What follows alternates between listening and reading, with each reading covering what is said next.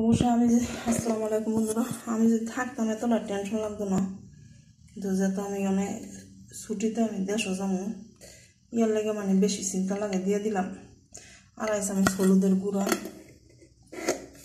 আর যাতে আমি সব মশলা দিয়ে রাখছি।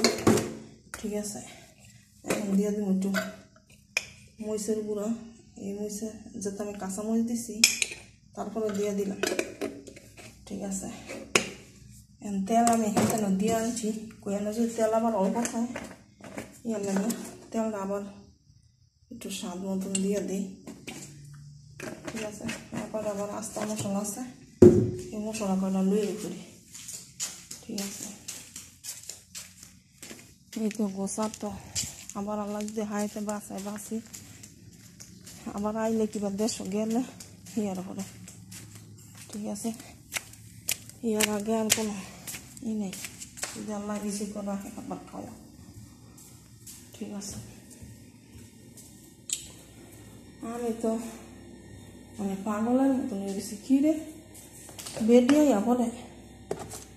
ঠিক আছে, একটু মানে পাশাপাশি দিয়ে কোনো মশলা দিছিল, আমি আবার ধুয়ে দিছি। এখন দিয়া লাই এর লাগে হেরা তো আবার আস্তা মশলা খায় না, হেরা তো সব ফাঁকি খায়। ঠিক আছে,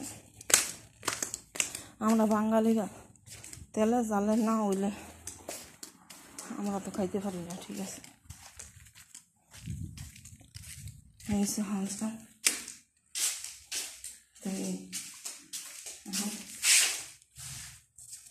দিয়ে দিই।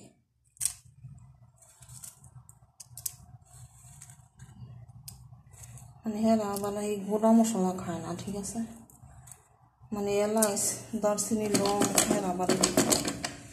এখন এটা ধুয়ে লুই, ধুইয়া মশলা আবার দিয়ে লুই।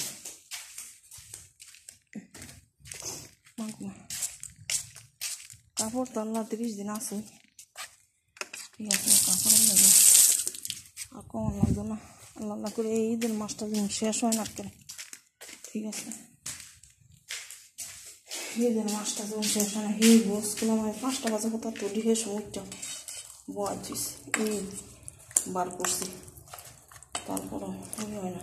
এই তো আমি যে বললাম যে পেঁয়াজ টমাটো আদা রসুন দিয়ে আমি রান্না করেছি। তো সবাই ভালো থাকবে না।